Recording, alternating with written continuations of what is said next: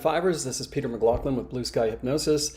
Today we're going to be talking about no more self-sabotage when it comes to weight loss.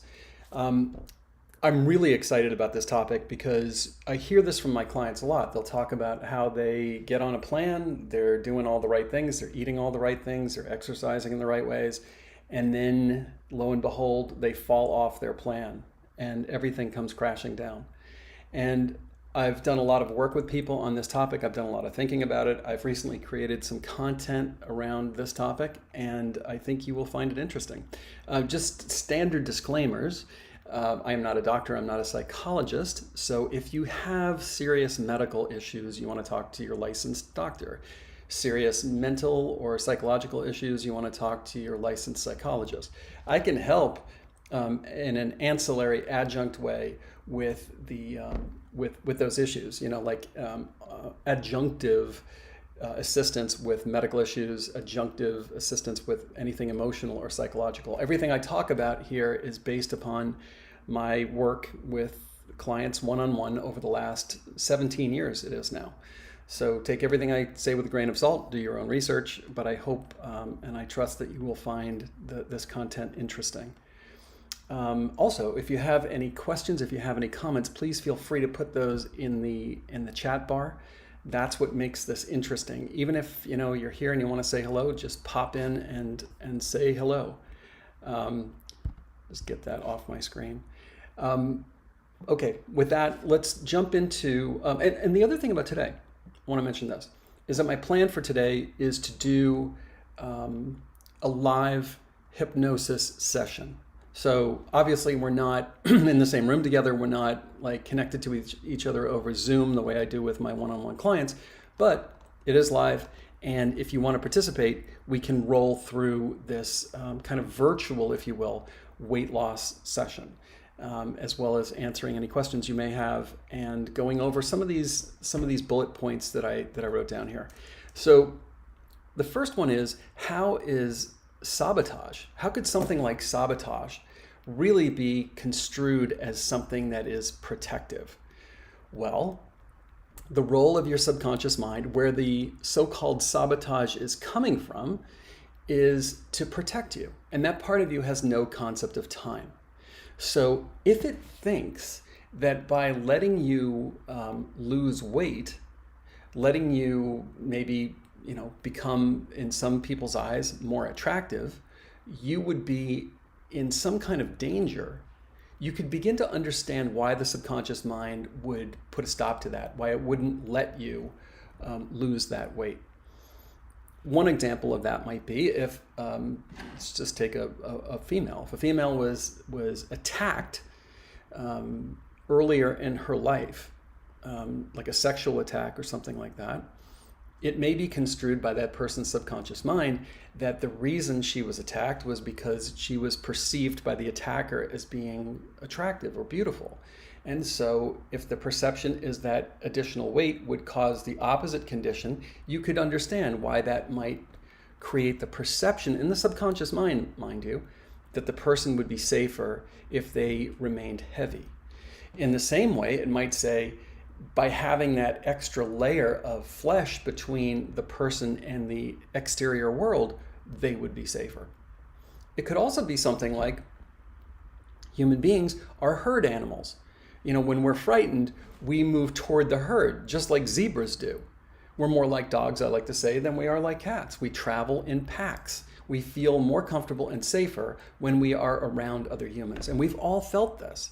If you're alone in a house and something goes bump in the night, it's a lot scarier than if there's someone else there with you. So it could be that your social circle, your family of origin are heavy. And it may be on a subconscious mind that your subconscious is thinking, oh my goodness, if this person loses all of this weight, then she's not going to fit in with this group. She's going to be isolated. And we don't want her isolated because that's the most dangerous thing in the world for a human. In fact, the worst thing you can do to a person is to banish them from the tribe or to put them in solitary confinement.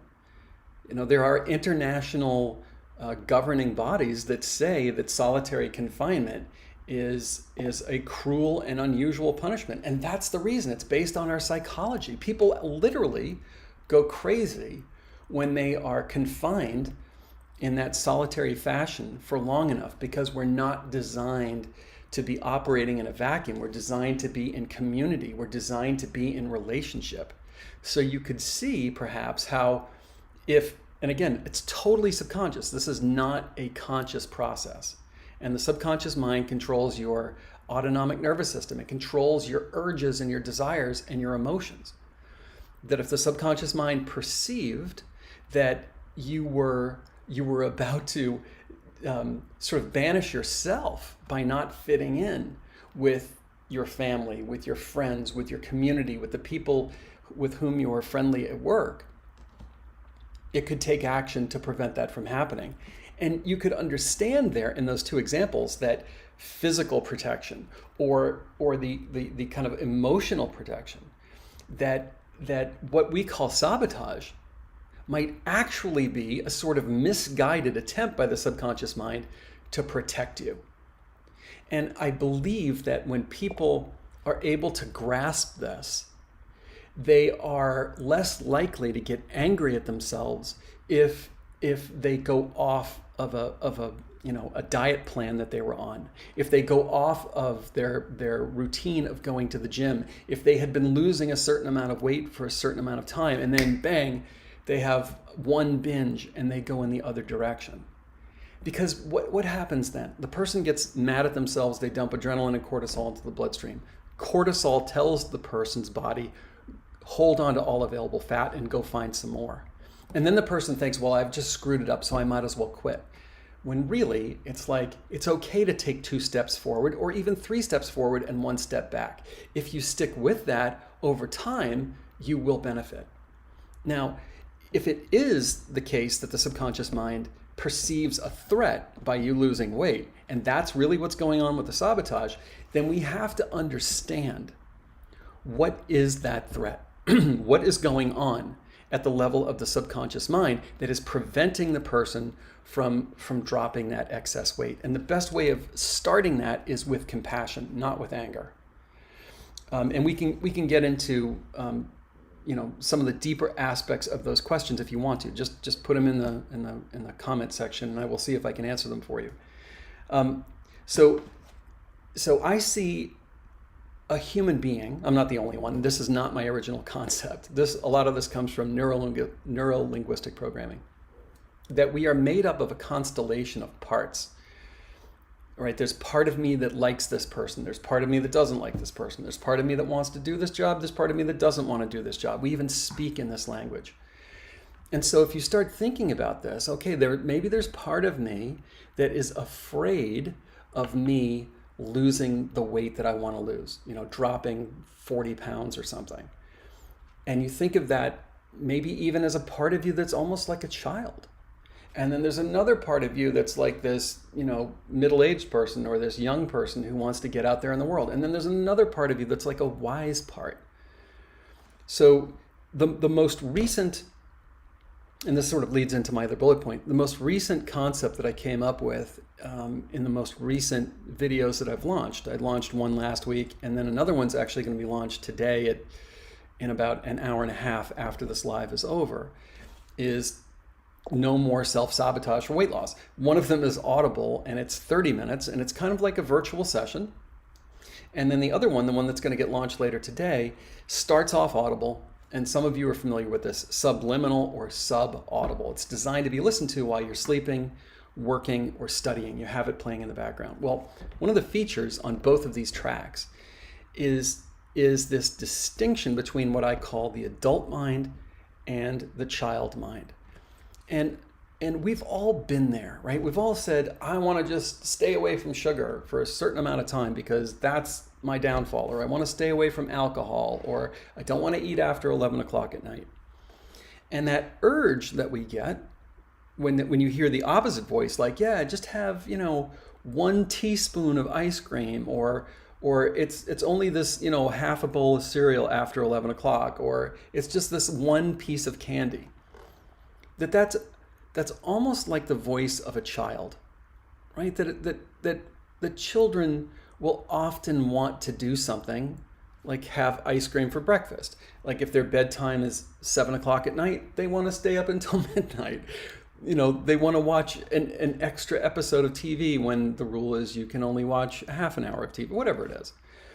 And the voice of the caring, loving adult steps in, and that caring, loving adult sees a bigger picture. It knows that eating ice cream for breakfast is not a great way to raise kids, or staying up into all hours of the night, and so on. And so it doesn't grant the child its kind of whimsical wishes if it's not healthy for the child. It finds a way of lovingly, kindly, and firmly saying something else like, I know you want to eat ice cream right now at breakfast, but we're going to go outside and, kick the ball around instead. It sort of redirects that child. And so in these tracks, in the script that I wrote for these tracks, I use this concept quite a bit. That in the moment when you're feeling that urge, you recognize that the urge is coming from this child, this younger part of you.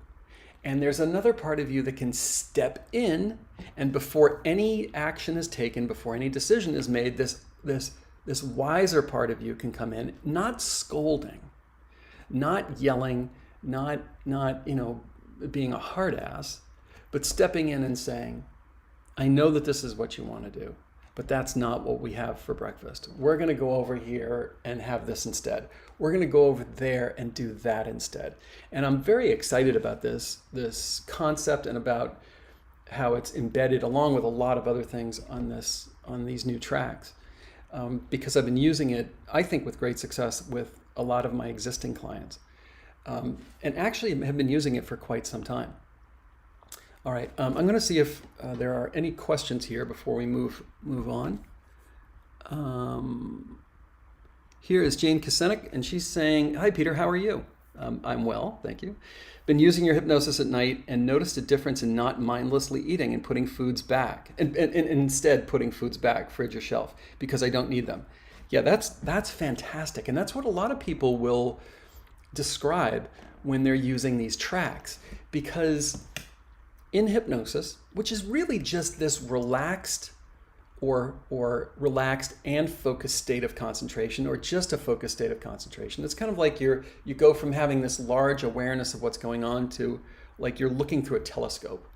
You have a very narrow aperture of awareness, but your body generally feels really, really good. It's kind of like a meditative state where you're using that state to your advantage. And I'm not saying that meditation doesn't have advantages on its own. It does. But hypnosis is kind of like meditation plus programming, if you think about it that way. So you get all the benefits of meditation, but you're also adding in kind of a programming aspect. And depending on how you use hypnosis, you can also add in a kind of wisdom aspect where you can receive wisdom, gain clarity and insight on things that otherwise are just totally opaque to you or confusing to you. And when you have access to the deeper mind, where the urges are coming from, and you're able to shift the way the deeper mind is thinking about those urges, the way it's feeling about those urges, that's when it becomes easier, in your words, Jane, of not succumbing to the urge, but rather taking that item, that cookie or whatever it is, and just putting it back on the shelf, of taking the confection and putting it back in the freezer. Absolutely. So congratulations to you. Way to go. Here is Charlotte. Charlotte is saying, interested in the hypnosis. I already have or had a gastric sleeve. Okay, so Charlotte, you have obviously tried the kind of one of the more extreme physical interventions where, surgically, and I don't know exactly what it looks like, but I think it looks like what it sounds like, a sleeve that goes over your stomach to make it smaller. I think that's how that works, so that when you eat, you feel fuller faster. And the issue with that is that if back to my earlier description, if the subconscious mind still feels, let's say, a threat, of you becoming smaller, it'll find a way around any kind of physical intervention, no matter what it is. If there's, and this is another possibility, if there is a perceived hole, a void in your life, if you don't have that feeling that every human wants, which is to have a special person, I'm going to say, a love in your life.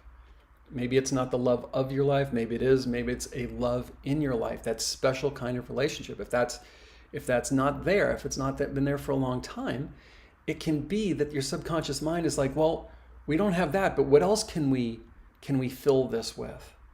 And it could be that when you or I or anyone else eats something special that is particularly that has a lot of fat in it and a lot of sugar, because that's what we're hardwired to go for. That's like the grand prize for us as humans. It's too easy to get it now. When we eat that, it can feel fulfilling. That's one of the words that you could describe while you're in the process of eating it, and maybe immediately after, that it's lighting up all of the taste buds, that it's causing dopamine to flood into your bloodstream, and it feels like it's giving you exactly what you're craving. But the problem is that it's a chimera. It's not real the way a relationship is. It lasts for a few fleeting moments and then it's gone, or 5 minutes, 10 minutes, whatever it is, if you're drinking a special coffee or something. And then the emptiness comes back. And then the person might go, well, I don't want to feel empty again. Again, not a conscious thought, just an urge. And so I'll get another thing to put in there. And if that's what's going on, we have to find an alternate way to help you have those feelings. And it's not necessarily by generating, the perfect love of your life over, instantly. There are other ways of delivering those feelings to people. And for you to learn how to deliver those feelings to yourself. And if you're able to, in quotation marks, fill yourself up with those kinds of feelings, then you would look at that food and go, yeah, I don't need it. I don't have this overwhelming desire to consume it. So I guess what I'm saying is that the bottom line is, Charlotte, we'd have to figure out what for you specifically is driving the behavior that leads to the excess weight. Because clearly, if it's still an issue, then this kind of very dramatic physical intervention isn't working, which again makes sense to me, because that physical intervention isn't dealing with the underlying emotions. And it's the underlying emotions that are driving the behavior. In other words, it's a demand problem.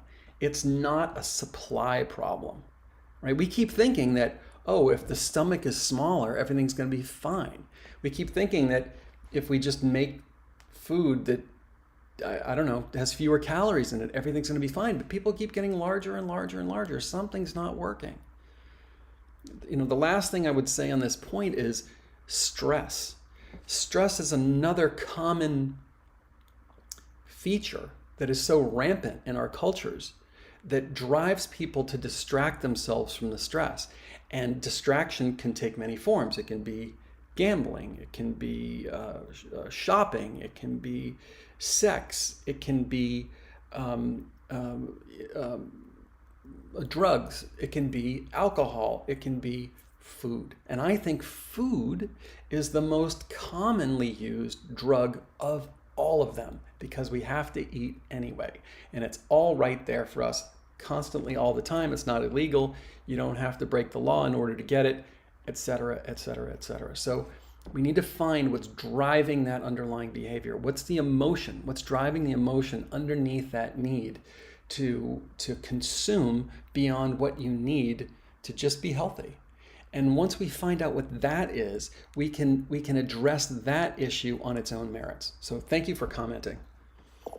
Elaine Smith says, there are so many sleep meditations. Is it better to use one consistently for a period of time, or is it okay to switch them up? That's a really great question, Elaine. The knee-jerk reaction from me is what I was taught, which is it's best to focus on one thing at a time. However, there's a bit of a nuance here, because if you're talking about sleep meditations or sleep hypnosis and they're all geared towards weight loss, at least my stuff, the way I create it, I would be more or less comfortable with a client or with somebody. Maybe if say of all the sleep hypnosis tracks that I made, there were 2 or 3 that really resonated with them. Well, mixing between those 2 or 3 is probably not such a bad thing. I don't think that would be a problem. It wouldn't be the same as going between that and like public speaking confidence, or something about a relationship, like having a healthy, loving relationship, or some other disparate content. In that case, I think it would be good to have someone focus on that one topic, weight loss, for say 30 days. And then reassess, where am I after 30 days? Do I feel do I feel like Jane was saying, that I'm now starting to gain control over myself? Do I feel like I still need a fair amount of work there? And then decide at that point whether you're going to keep going with the frequency, maybe listening every night, or you're going to start to scale it back a little bit, right?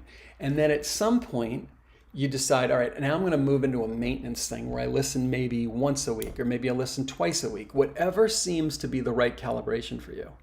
And at that point, now maybe you switch over to, hypnosis for a healthier relationship, or you switch over to hypnosis for manifesting your dreams, or hypnosis for, abundance and wealth, or hypnosis for public speaking or some other topic.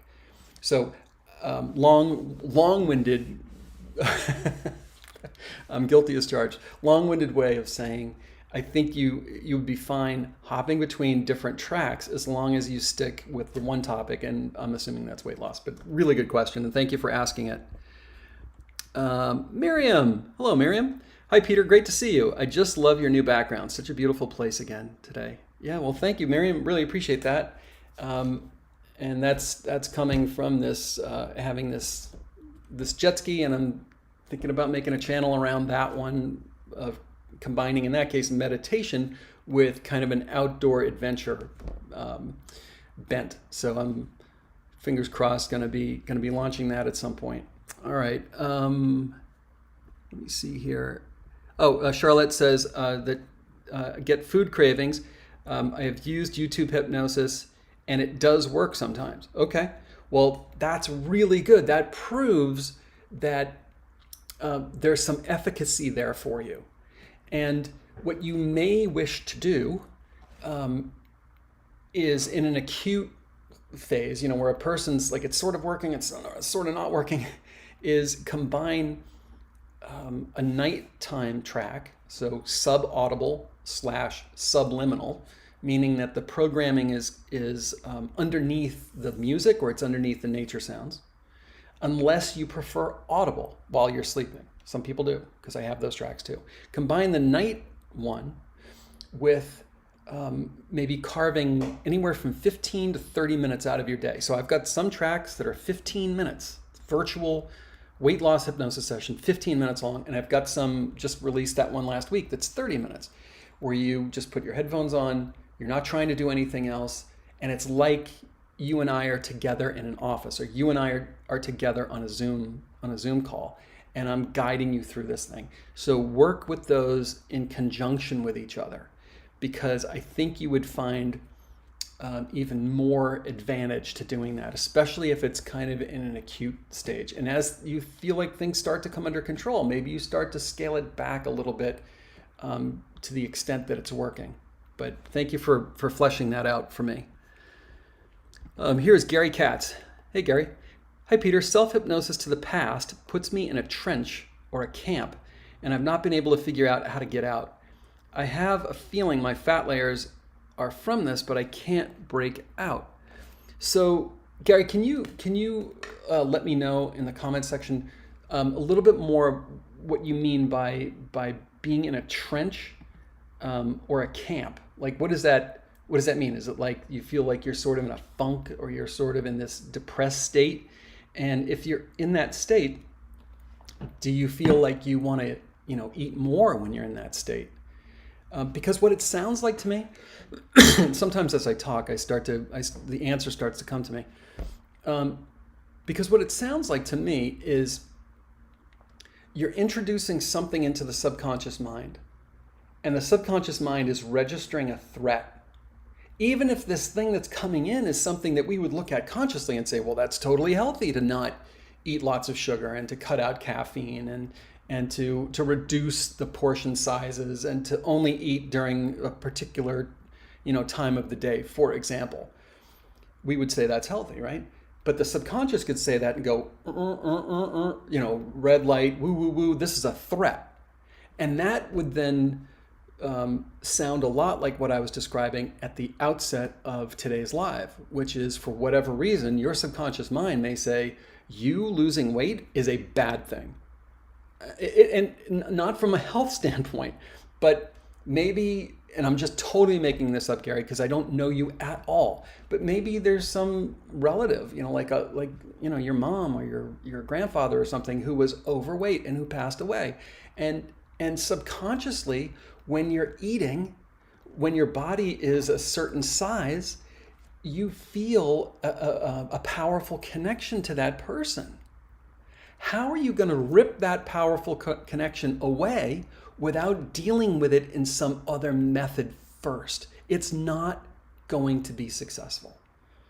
And so the subconscious can find different kinds of walls, in my belief. And one of them could be having you go into this kind of what you're calling a trench or a camp, if I'm reading that correctly, as a kind of funk, right? Where you're just not feeling that great. Like, I don't want to do that again. I don't want to listen to those words again, because that's really what hypnosis is.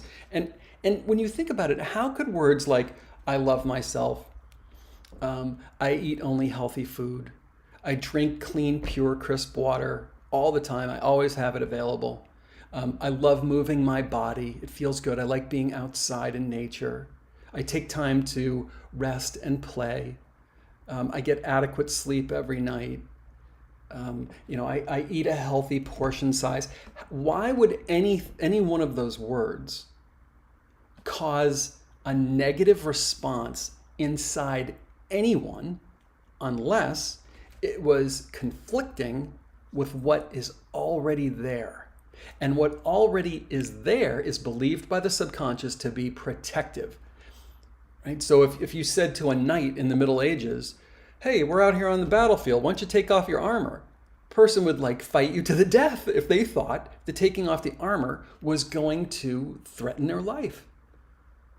They would have to be in a place and at a time and have a relationship with you where they felt safe before they'd be willing to take off that steel plate armor, because they wear it to protect themselves. So that's what I think is going on with that very brief sketch, Gary. I see you wrote something down here before. I'm going to go take a look at it right now. So he says, like a war trench or in a concentration camp, I think that I was starving. Oh my goodness. Okay. All right. So this is the thing I'm about to say now opens up our conversation, which is great. This is one of the reasons that I love doing lives. We have lived other lifetimes. This is not our first rodeo. We are not primarily our physical body. We're certainly not our names. Our parents made that up. We're not our social security number either. The government made that up. We are pure consciousness. We have always existed. We always will exist. And from time to time, for a variety of reasons, we reincarnate by taking on a new body. But we're still us, right? At the root of us. And we bring with us things that we're really good at, things that we really like. We bring our hang-ups, and we bring old trauma with us sometimes, especially if the trauma is significant. If you starved to death in a past lifetime, if you were in a concentration camp in a past lifetime, that might be what's going on here. I'm not saying it is because I have no way of knowing that for sure, but I can say with some other clients that I've had over the last 17 years, that sometimes is absolutely the case. So another thing to consider. Alrighty. Here is Rio7. Hello, Rio. I find hypnosis works too. Have to do it every day. I like doing a variety of ones. Always Peter, though. I'm totally hooked on his voice. Well, that is awesome, Rio. Thank you so much. I really certainly appreciate that. That's very, very kind of you. English Rose. Hello, English Rose, who is a mom and vlogger. Hi, Peter. Love your latest video. Beautiful words. Happy Friday. Well, thank you, English Rose. Really appreciate that. And she is referring to the video by the same name as today's topic, which is no more self-sabotage for weight loss. You can find that. It has the same, I don't know if you can see this thing. It has basically the same thumbnail as this one has without the live stream written on there. And the one that is going to be released tonight, the one for sleep,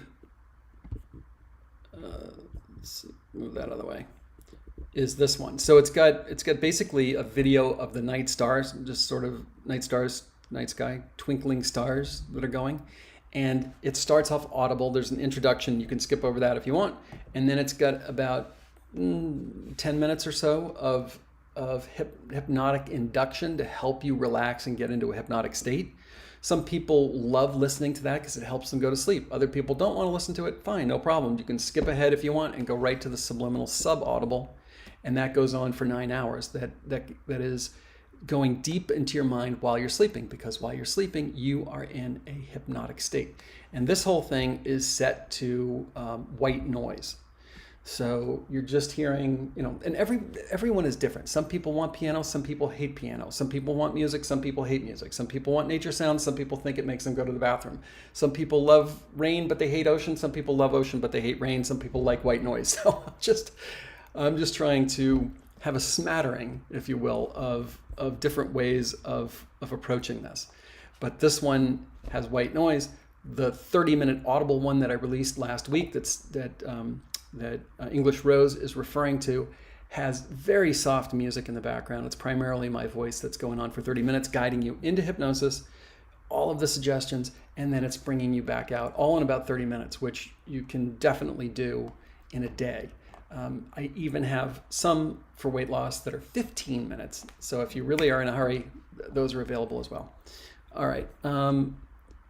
Let's see here.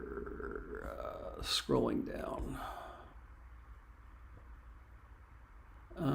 Here's Charlotte again. And Charlotte says, I can walk down the candy or cookie aisle. It doesn't bother me. I was used to when I was working. It was nothing like eating a package of Oreo cookies and milk. Stress at work with a person. I'm not seeing the rest of that one. Here's Chihuahua who says, wow, food is a drug. Never saw it that way before. Yeah, it could take us out of reality sometimes. Yeah, I really do. I really think that drugs, that my concept of that is much larger. Like, I think gambling for a person who's sort of addicted to it is a drug. Netflix, internet porn, these are drugs. Shopping, if you gotta just keep going and buying stuff you don't need, you're using it like a drug. Same with drugs, legal, illegal. Same with alcohol, same with tobacco, same with food. And I believe people use drugs in this definition to distract themselves from pain. To flood themselves with dopamine. And when they're in that dopamine rush, they're not upset about their lives. Maybe they're not even feeling the physical pain that they may be walking around with. They're not bored. They're not hopeless. And then the problem with these things is that most of them have pretty negative side effects, and they don't last very long. They need another hit. And because of the way our brains are wired, over time, you need more and more of the same thing in order to get the same high. All right. Let's see here. Oh, here's Eternal Optimist says, this is a really good point. Do the ads that pop up impede the progress? This is a real burr under my saddle. When I when you make a video on YouTube, you can click whether you want ads. So great, you want ads because you can get paid for it. Great, I want ads. When do you want them to play? Before the video, during the video, after the video. And you can choose one, you can choose two, or you can choose all three. So when I make a 30-minute video or a 15-minute video or a 45-minute video or an hour video, when there's an induction, you go into hypnosis, you deliver the programming, you take the person out. When I make those, I select before it starts and then after it's over. In other words, after they've come out of hypnosis. When I do a sleep hypnosis track, I only select before, not during, not after, because the person's asleep. I don't know why this happens, but sometimes people will complain that ads pop up in the middle of a video that they're listening to, and it could be an 8 or a 9 hour video. And I don't know if it's because it's such a long video, if YouTube is not accounting for this. And I've reached out to YouTube on several occasions, and there's nothing. They can't, the people I talk to say they don't know why it's happening. They don't know what to tell me. They don't know what to do. They throw up their hands. So I'm apologizing on behalf of YouTube if you've experienced this, but please know that when I create a sleep hypnosis video track, it is only programmed for before the track begins. When I have a shorter one, it's only before and after. I would never in a million have it programmed for one in the middle. So you can tell this one kind of irritates me for obvious reasons. Alrighty, here is Aisling. Oh, that's a cute cat. Wow, what a cutie. Hi, Peter. I'm in my first week of a hypnosis weight loss group online. Oh, wow. I'm actually experiencing what you were speaking of right now. I've resisted all this week and fighting it out of the gate. I gave up smoking several years ago and substituted with food. Yeah, of course. I found myself having coughing fits and emotionally finding things difficult. I'm guessing this is my body not wanting to let go. Yeah, I would say so. I would say so. And sometimes you can kind of steamroll that part of you. You just keep the healthy programming going, and you can roll right over that part of you. When you can't do that, when that doesn't work, it means there's something still in there that is too powerful. And then we have to go after that thing specifically, clean that out, and then you bring the programming in. So thanks for that. Here's Rio7 is saying that got YouTube Premium and never going back, and maybe that's how they're pushing people towards YouTube Premium. So if you pay a monthly fee, you don't have to watch the ads. Here is Rio7 saying, Peter, I really like the one you have that is affirmations for during workout. Can you make another one? Yes. Yeah, I can. Workout track. I can add that to my list of things to take care of. Because I think that's really good. I mean, I like the one that I have on that. It helps me when I'm working out. Eternal Optimist says, I've complained to YouTube myself. Yeah, I don't know what to tell you. Jane Kusenik says, I sometimes find that YouTube will stop and ask me if I'm still listening. So that could be the case. Now that you say that, Jane, I mean, if you're sleeping, and who wouldn't be during a 9-hour phase, you could go for hours, and then YouTube might go, well, is anybody there? And if they get a no, they pop it with an ad. I could imagine that's true. Thanks so much. Yeah, absolutely, Aisling. If you have any other questions, comments, just let me know. Peter@blueskyhypnosis.com. All right, guys, here's what I want to do. I would like to do a sort of short hypnosis session. My plan for moving forward is not to do these every single Friday, but really think through the topic, merge it with some virtual content that I'm going to be putting on my YouTube channel, like this one and the one I published last week, so that if you're kind of excited by the topic and you want to dive deeper into it, there's content that's specific to what we talked about here, during the live.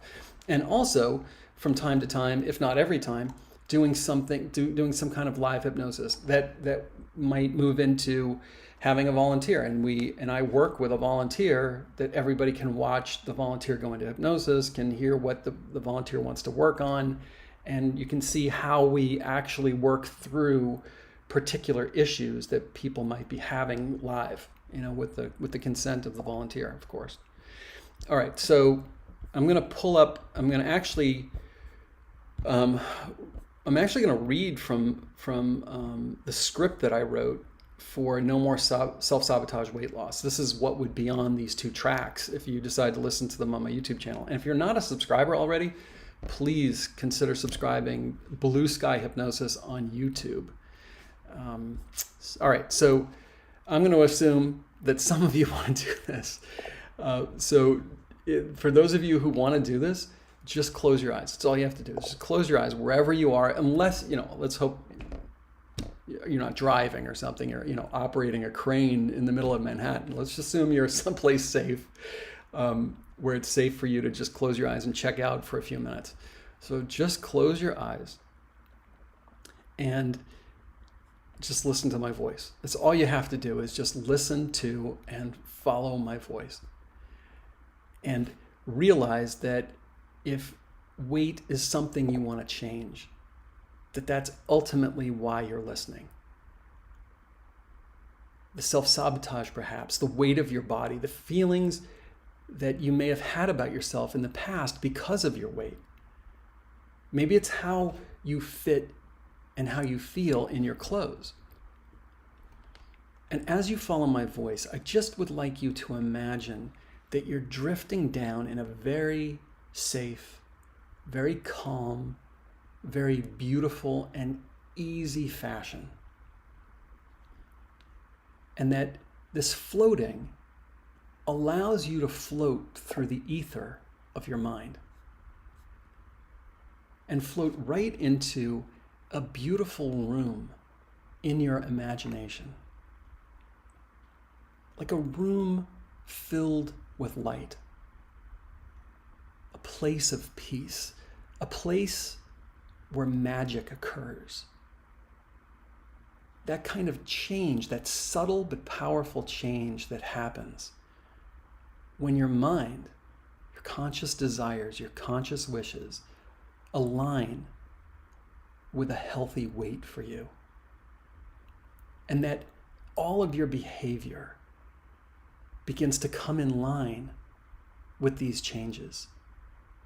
And everything, although perhaps not perfect, becomes so much easier, almost like a beautiful relationship where you meet someone and the two of you just click, like you've known each other forever, and you feel so special in the presence of this other person, and they feel so special in your presence. And even though no relationship is perfect, it feels different somehow. It feels magical. Because what you want is right here. It's right inside of your mind, where your perfect, slim, and light body already resides. So just allow yourself to align with peace.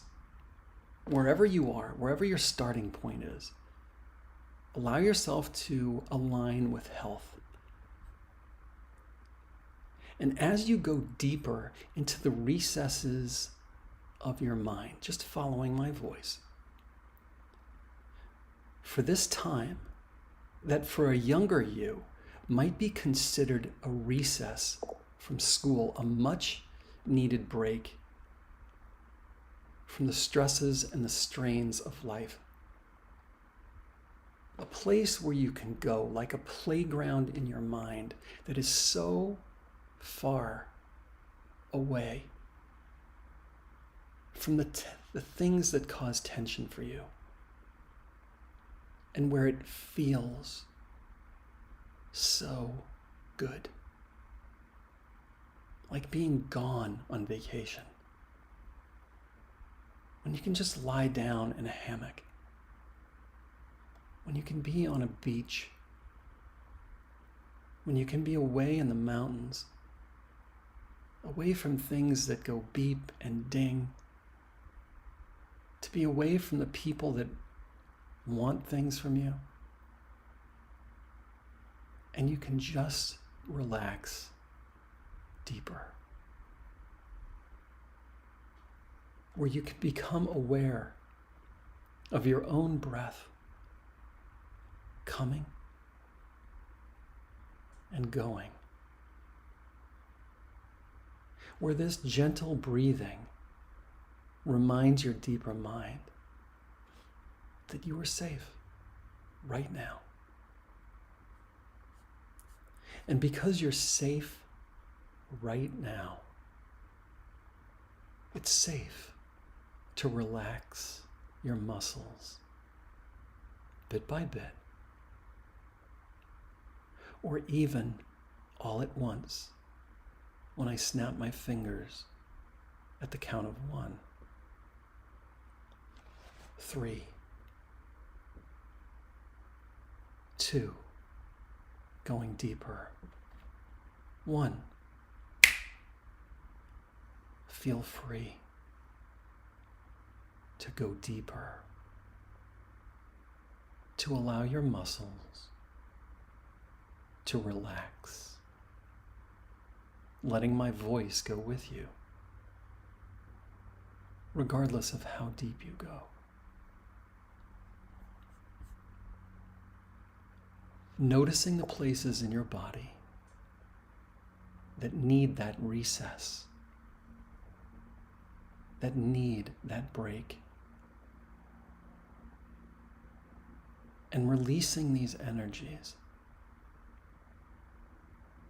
like rinsing away the weight, flowing away, draining down, like dirty water draining down the sink, away.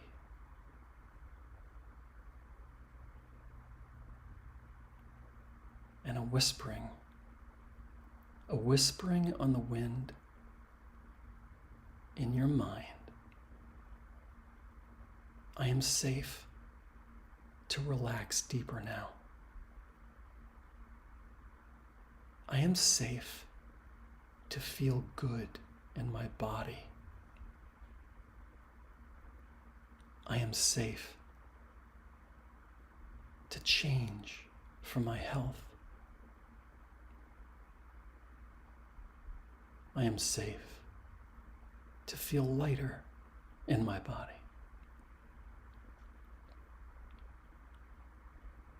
And as you are breathing now, as each word I speak dances in your ears, as your heart gently beats, you may notice your body relaxing even more. As your deeper mind opens further into the safety of your higher purpose, of changing your mind, of changing your habits and your actions, of transforming your body into lightness. Because this slim, healthy body is already a reality in your powerful mind. In your powerful mind that creates your reality. And as you eat smaller portions than before, you actually feel full with so much less than before. Your body rejoices in the lighter, smaller portions as your stomach feels full and satisfied. And that sabotaging part of you is really just a younger part of you who is looking, who is craving kindness. The smaller part that needs the adult part of you. The one that speaks with compassion and authority. The one that knows what is best, what is healthy, what is right. Like counseling a small child who wants to do something silly. I hear you wanting something, but this just isn't the time. Healthy food makes us strong and energetic. We've already had enough. Take my hand. We're going outside for a walk. It's time to exercise now, to play. We're going to bed now. It's time to sleep. The adult you is now in charge. The adult you sees the larger picture. The larger picture of feeling so good in your light, healthy body. Slim and strong and lithe.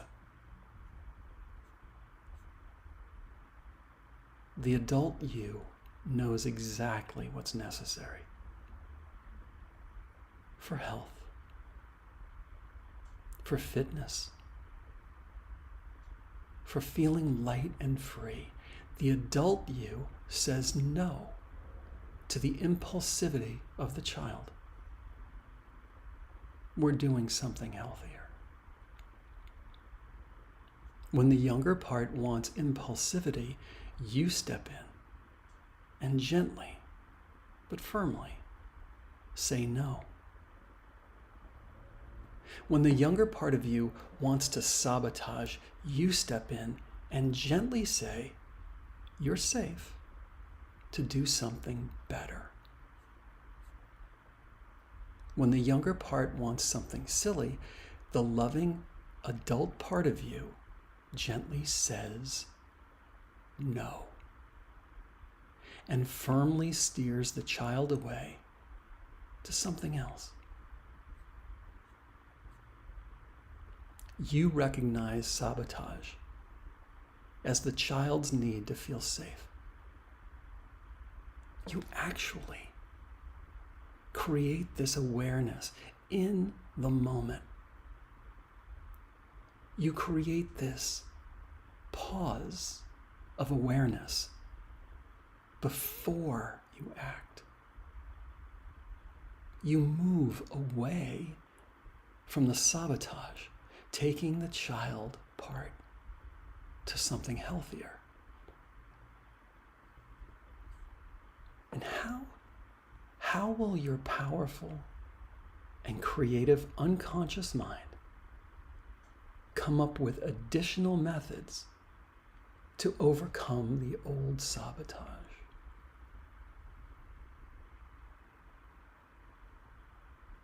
And any urges or cravings pass just like they always do.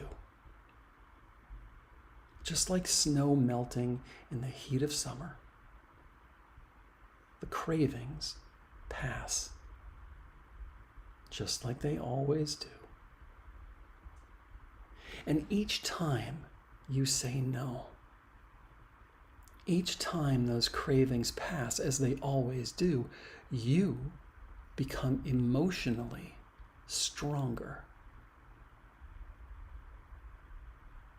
Doesn't it feel amazing to become emotionally stronger? Doesn't it feel amazing to achieve and to maintain your goals?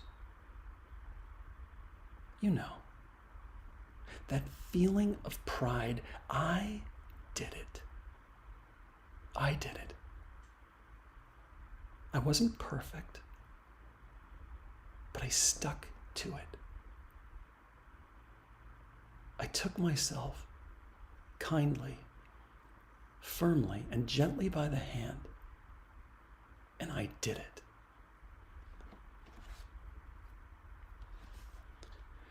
In a moment, I'm going to count from 1 to 5, and with each number I count, begin drifting back to the present time and place, so that when I count the number 5, your eyelids flutter open, just like the wings of a beautiful butterfly, and you feel amazing. That sort of sense of clarity, of lightness, of resolve. 1. Begin coming back now, slowly and calmly, easily and gently. 2. It's like a youthful energy flowing through your body. The energy of excitement, the energy of passion, coupled with the mature energy of clarity and resolve. 3. Coming back up, eyes clear, as though bathed in cool spring water. 4. Coming back up, almost all the way back up, feeling perfect in every way, physically perfect, mentally perfect, emotionally calm and serene. And 5, all the way back, eyes fluttering open, feeling wonderful in every way, filled with optimism, overflowing with confidence.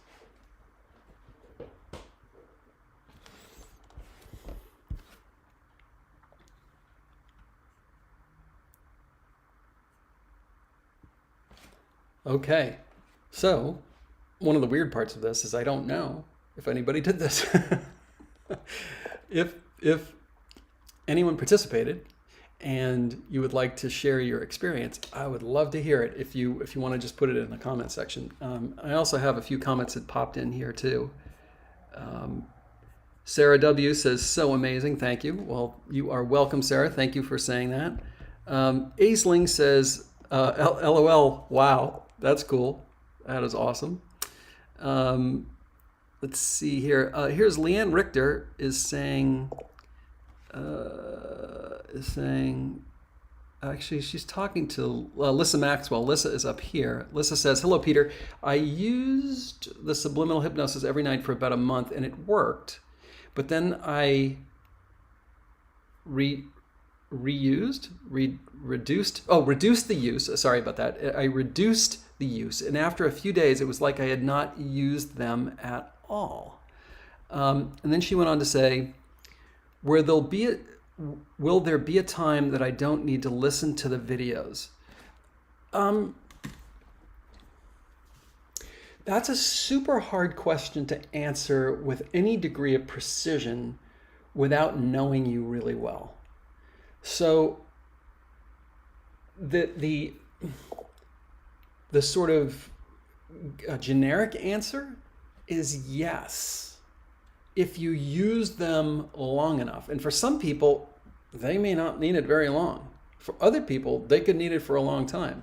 And you did say reduce the use. You didn't just go off it entirely, which is great.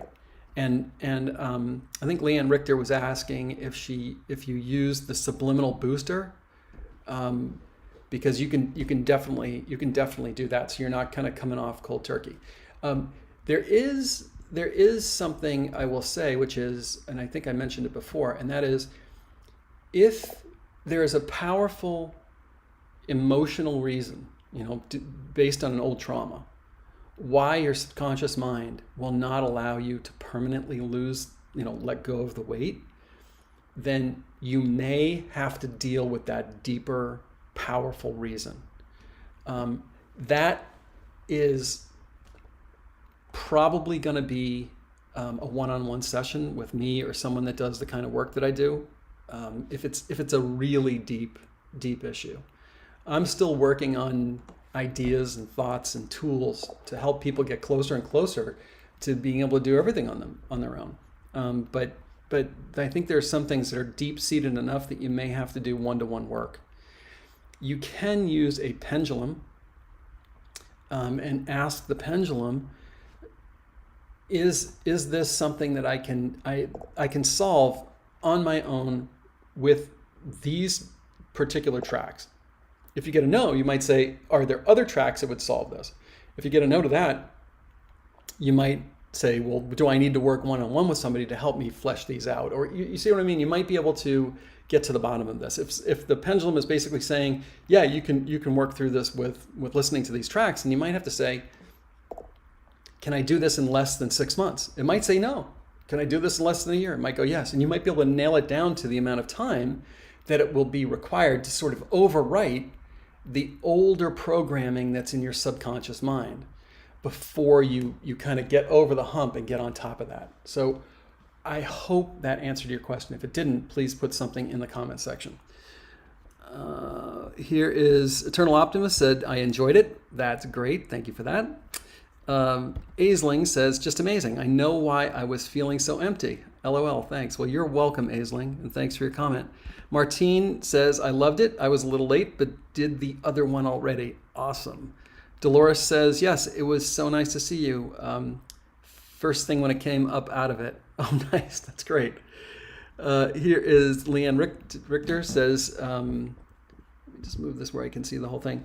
Accompanied by the birthday bats. Question, any tips of eliminating migraines from using subliminals? I do subliminal headache prevention, lower the volume and drink water like I am getting an ultrasound and still wicked migraines.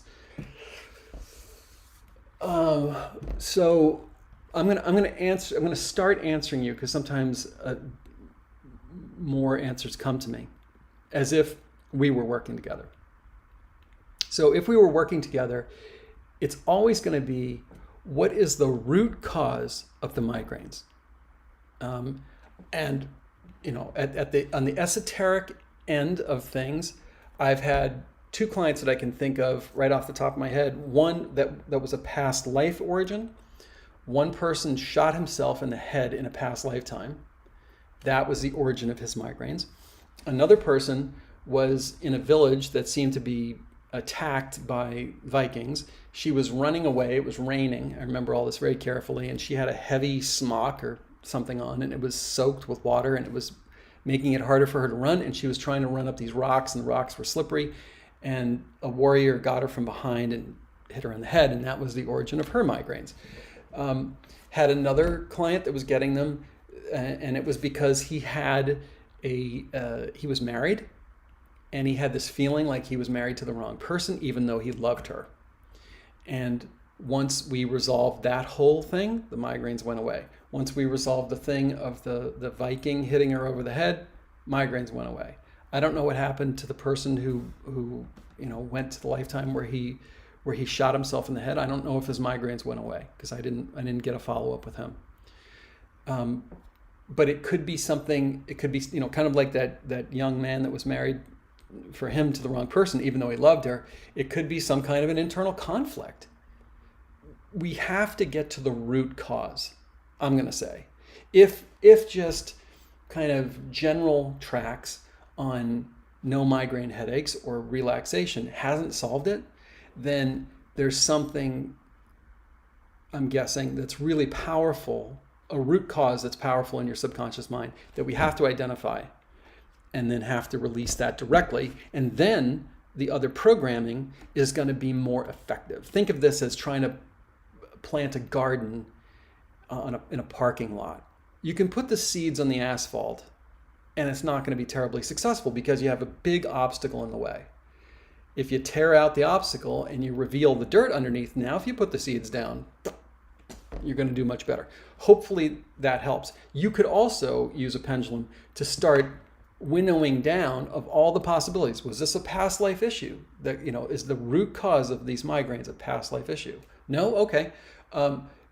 Is the root cause something that happened earlier in my present life? Yes. Did it happen before I was 10 years old? Yes. Before 5? Yes. Before 3? No. Okay, I know it's somewhere between 3 and, did I say 10 or 5? Can't remember, but you get the idea. Is this a relationship thing? Is it based on food? Is it based on fear? Is it based on an existential worry? Is it you get the idea. You can kind of narrow it down, and once you know what it is, come back, and then maybe I can help you figure out how to go after that. So hopefully that was helpful. Here is Miriam. Miriam says, this was so beautiful. I was in Atlantis riding on a seahorse. Whoa, my body felt so light. I was playing with the seahorse and didn't feel any weight in my body. That is awesome, Miriam. Round of applause there. Here is Dolores. Happy St. Patrick's Day, Peter. Well, happy St. Patrick's Day to you too and to everyone else on this call. Nancy Hoover says, thank you for that 10-minute meditation. Always appreciated. You are welcome. Blue Sky. Oh, that's nice. Hi, everybody. Pity I missed the session. Well, you can do the replay if you wish. Leanne Richter says, very interesting answer. The root cause. Look for the root cause. Yeah, absolutely. Every single time, that's what I'm doing, is looking for the root cause. If you overlay this work onto, say, being a car mechanic, if you bring your car into the mechanic and there's some weird noise that's coming out of it, they don't tell you to turn up the radio, right? They're like, no, it could be one of 5 things, and then they trace it, and they trace it all the way down to its root cause. Oh, that part's bad. I replaced the part. Now I test it. Everything's working fine. I figured it out. Replace the part. It's not still working. Okay, it's got to be one of these other things. Eventually, through the process of elimination, they're able to find the root cause, resolve it, and then the weird noise takes care of itself. You don't have to turn your radio up. So yeah, that's how I think. Here is Laura Dovallo, who says, thank you for the session. Well, you're welcome. It was so relaxing. My back has been killing me for a couple of days and it feels much better now. Fantastic. So Laura, you just experienced the mind-body connection right there. And the way I like to articulate this is that the non-physical controls the physical. So back to cars. It's an impulse in your brain that we call a thought that controls your physical body to turn the steering wheel, which controls that 3,000-pound vehicle to execute a right turn onto Walnut Street. But it's all being initiated by the non-physical, because the non-physical controls the physical. That's my belief. So a certain amount of that pain in your back is clearly being generated by tension and stress.